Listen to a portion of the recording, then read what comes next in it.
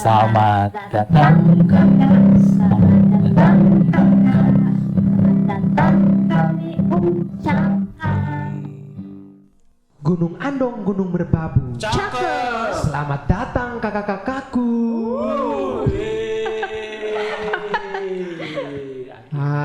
Akhirnya ya, setelah sekian lama berpisah, kita kembali ke podcast Sambaran Petir. Betul sekali, kita sudah lama tidak bertemu, tidak saling nyapa-menyapa. Akhirnya kita bergabung kembali di podcast Sambaran Petir.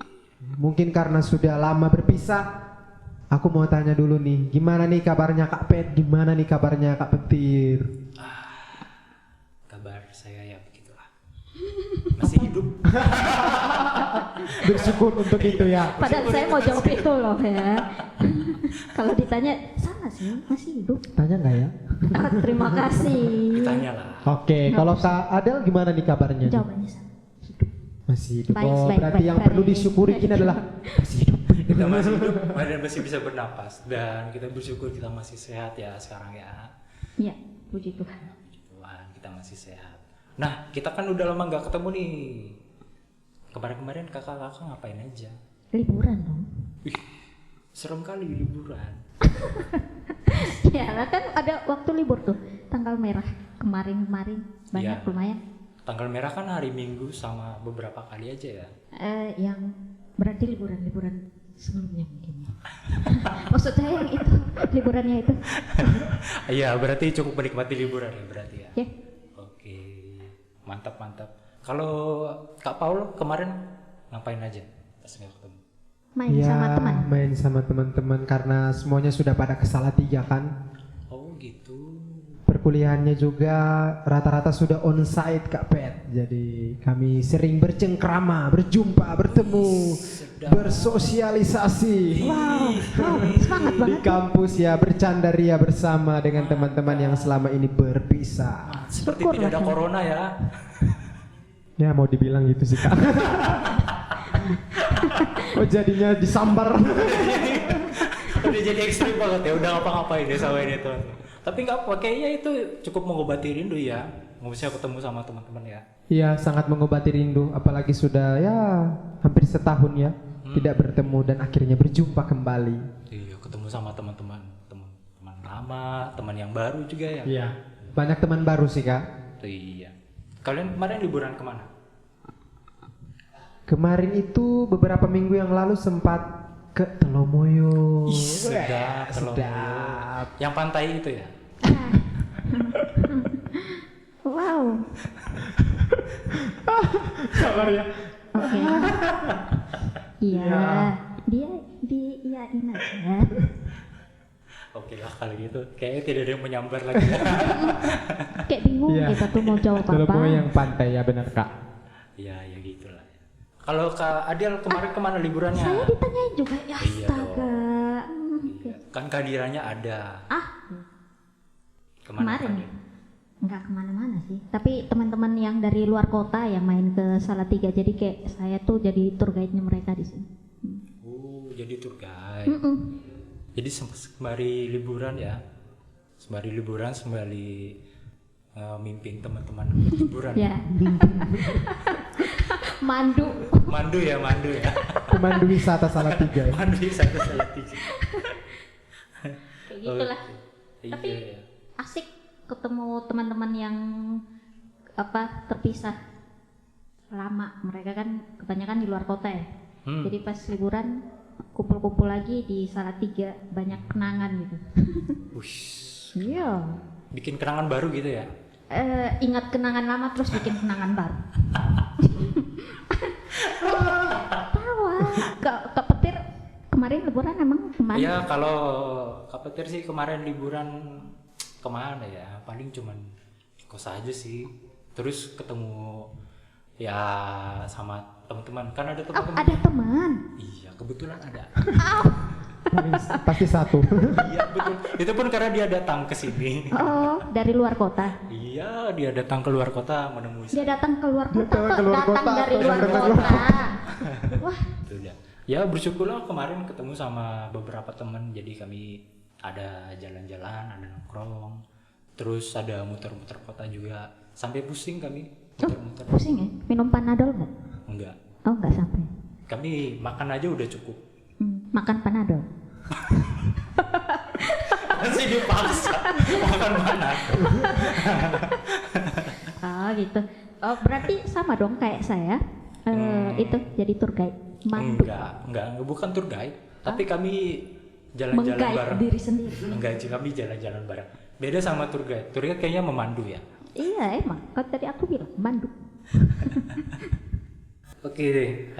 Ya bersyukur ya kakak boleh menikmati liburan ya, dan bersyukur juga kan ada liburannya sama teman-teman ya. Nah berhubung sama teman-teman, kira-kira ada nggak ya menurut kakak tuh merasa kayak berteman itu atau bergaul itu kayak ada penilaian dari orang lain, entah tuh penilaian buruk atau baik. Kakak ada merasa itu nggak, penilaian baik atau buruk terkait dengan teman-teman atau pergaulan? Iya sih Kak. Terkadang di dalam pergaulan itu kita sering dinilai buruk ketika kita bergaul dengan teman-teman yang dalam tanda kutip ya, dianggap oleh teman-teman yang lain itu kelakuannya, karakternya buruk. Oh maksudnya ada orang-orang yang menilai kita tuh buruk kalau kita punya teman yang buruk juga Iya, gitu ya? benar Kak. Oh jadi lingkungan kita yang maksudnya kayak dalam tanda kutip buruk gitu ya. Iya. Terus terbawa ke kita juga, orang lain nilai kita, oh ini orangnya buruk. Oh kalau kita temenan sama orang yang buruk, kita juga jadi buruk. Jadi gitu ya? buruk di mata orang. Karena mereka nggak tahu sebenarnya dalam pergaulan. Mereka itu kita- menilainya begitu, Iya. langsung dinilai gitu. Oh, berarti agak menyeramkan ya. Kalau lingkungan kita buruk, orang-orang mencap kita juga buruk ya. Saya juga pernah tuh merasa apa ya, kayak merasa dinilai sok suci, padahal saya tidak suci. Oleh teman-teman yang, Oleh Iya teman-teman. dong, sama teman-teman. Jadi kayak maksudnya mereka teman-teman yang suci atau yang tidak suci juga? saya tidak mau menilai itu ya. Good. Bagus, nah gitu. Iya, ini pertanyaan menjebak sekali. Sengaja nggak itu? Jadi tuh maksudnya ini kayak apa namanya, kita melakukan tindakan-tindakan baik ya, misalnya ambil sampah yang ada berserakan gitu ya, terus dicap, oh orang ini kayaknya terlalu rajin banget ya. Terus kalau misalnya sering pergi ibadah gitu ya, nggak cuma hari Minggu tapi hari-hari lain, maksudnya di luar gereja ya, itu dibilang oh ini kayak so suci banget gitu ya. Kayaknya sudah mau terangkat ke surga gitu. Iya, udah mau terangkat ke surga. Jadi kesannya tuh ya jadi ya itulah, jadi dibilang so suci gitu sama orang-orang, sama teman-teman tuh. Kalau Kadel ada merasakan sesuatu enggak? Apa? Ya mungkin ada dicap yang baik atau yang buruk sama teman-teman atau dalam pergaulan. Pasti semua orang pernah ya. Saya juga kayak gitu kali. Banyak sih. Gimana? Gimana? Ya sama juga kayak Kak Petir lah. Maksudnya kadang-kadang kalau kita buat sesuatu yang baik, itu sebenarnya baik ya. Hanya kalau kayak misalnya kita di lingkungan tertentu gitu, kita bakal dinilai, ih orang ini sok suci nih, ih orang ini sok baik nih, kayak gitu dibilang orang yang sok-sokan gitu. Padahal maksudnya ya jadi orang baik tuh menurutku baik ya, maksudnya apa jadi orang baik tuh salah ya? Iya, Dimanapun kita berada, jadi orang baik itu emang salah gitu. Ya jadi kayak beban ya. Kayak jadi beban, kita mau buat baik tapi lihat dulu orang ini, apa kalau kita buat baik dinilai sok-sokan nggak ya? Kayak jadi takut gitu mau buat sesuatu yang baik dan benar gitu. Jadi takut. Ragu-ragu kadang juga. Jadi ragu-ragu. Ini kayak kalau kita nilai baik, kayak kita lakukan yang baik, nanti dinilai Sok-sokan. Nanti kalau nggak dilakukan, siapa lagi yang melakukan? Nanti kalau nggak dilakuin yang baik dan benar, kata mereka, ih orang ini kenapa sih nggak ngelakuin itu? Lah, yang melakukan yang baik salah, nggak ngelakuin juga salah. jadi serba salah ya. Jadi kalau warkop bilang maju kena mundur Mundur kena. kena.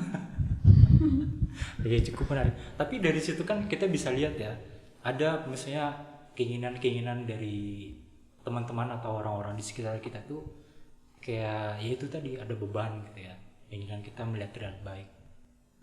Nah dari kakak ada ini enggak ya, merasa bahwa kayaknya dari lingkungan tuh pengen kita terlihat baik ya?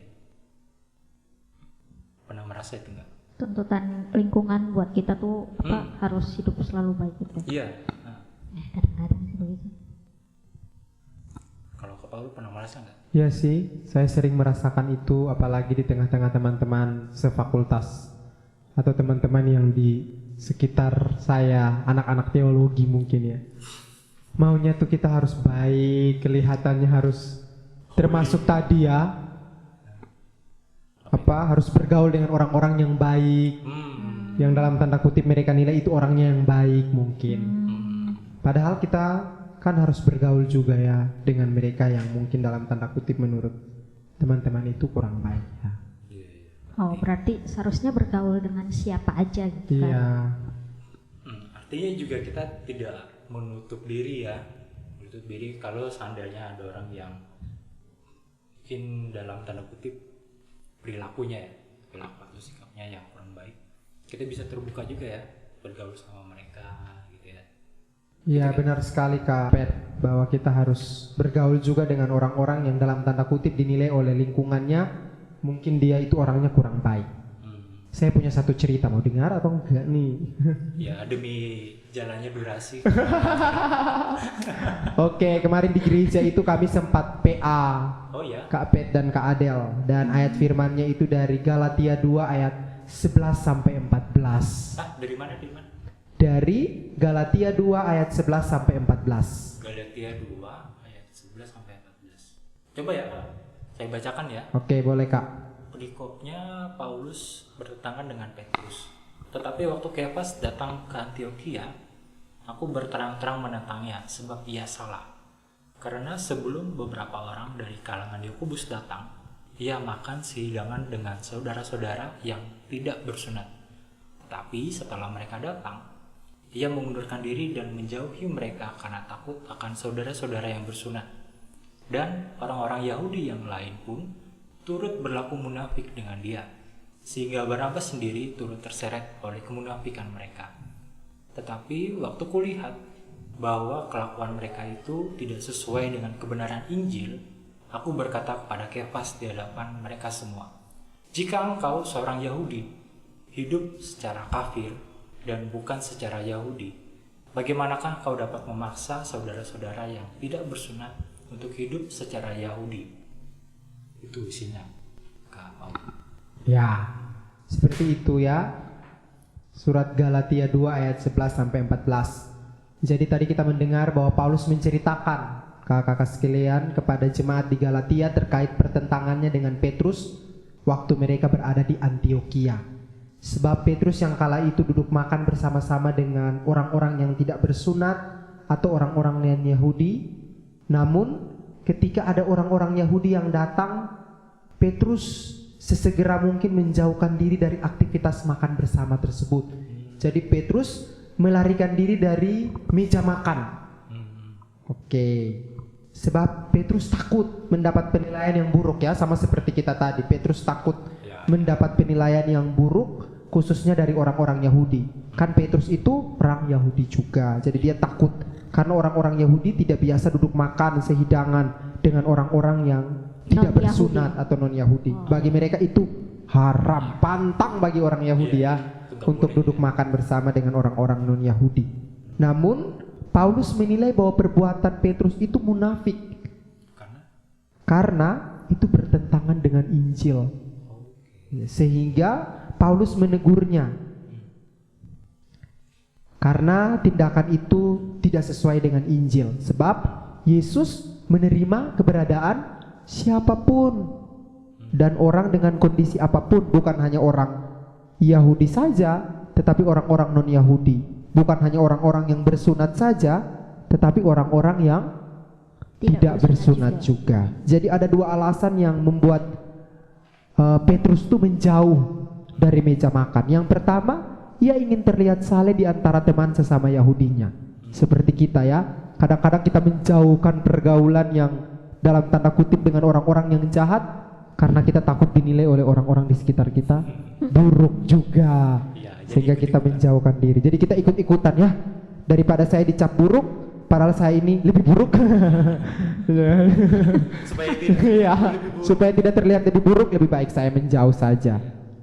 Sebenarnya kita nggak buruk-buruk amat sih. Iya. Kita hanya orang buruk yang berusaha untuk terus berbuat baik. Iya. Justru semakin kita menyadari bahwa kita adalah orang yang baik, atau semakin kita mengakui bahwa kita adalah orang baik, di titik itulah kita semakin buruk. Iya. Lebih baik. Iya. Betul.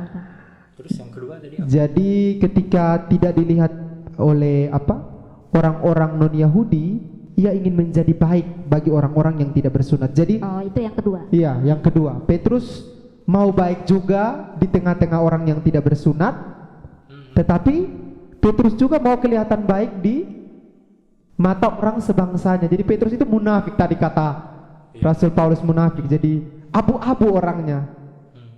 Dia ingin terlihat baik di hadapan orang-orang sebangsanya. Sebangsanya. Kalau istilah ya kita ikut arus ya. Riding the wave ya. Iya. Kemana aja arus membawanya ia pergi.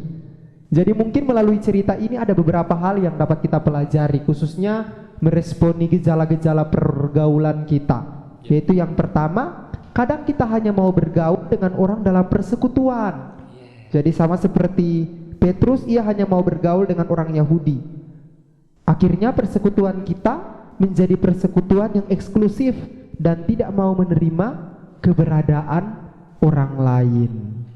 Dan yang kedua, jangan sampai kita juga menjadi orang yang berpura-pura seperti Petrus, maunya kelihatan baik, padahal ketika kita menjauhkan diri dari komunitas non-Yahudi, atau ketika kita menjauhkan diri dari orang-orang yang dicap buruk itu, kita sedang menunjukkan kualitas iman yang tidak sesuai dengan Injil.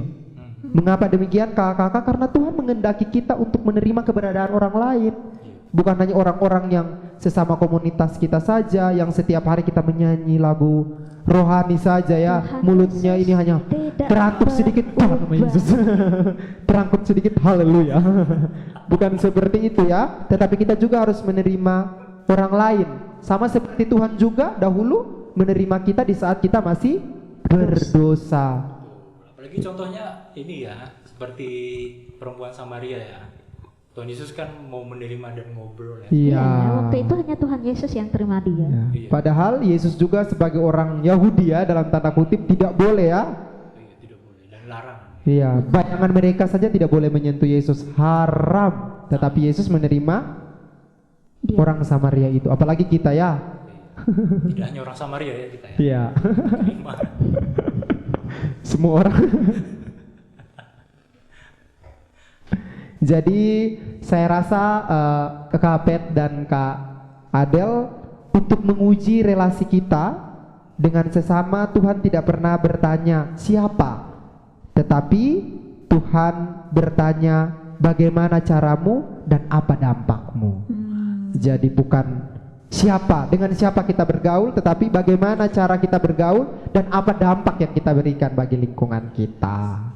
Berarti emang kita tuh kalau berteman nggak boleh eksklusif gitu ya, maksudnya mengkotakkan diri kita hanya dengan orang-orang tertentu saja gitu. Kalau aku sih ini ya, berefleksi dari apa yang disampaikan oleh Kak Paul tuh, kalau kita mau temenan ya temenan dengan siapa aja gitu, karena kalau Tuhan tempatin kita dimanapun, berarti ya Tuhan mengizinkan kita berteman dengan siapa aja dan memberikan dampak buat orang-orang yang ada di tempat itu kan ya. Iya. Siapa tahu dengan kita ada di situ, Tuhan memakai kita berdampak bagi orang lain. Jadi berkat ya bagi orang Ya. lain. Bisa saja juga membawa mereka datang Iya. untuk bersama-sama dengan kita mengenal Tuhan. Ya. Betul ya. Yaudah, nanti aku buka kos lah. Buat Bikin warung. Biar angin masuk. Oh, buka kos, buka pintu untuk orang-orang teman-teman yang lain datang gitu. Iya, membuka untuk bisa teman-teman datang gitu. Ya, gitu. Soalnya Supaya- jedanya lama gitu kan. Jadi kita menebak-nebak. Buka kos. Apa? S-nya itu.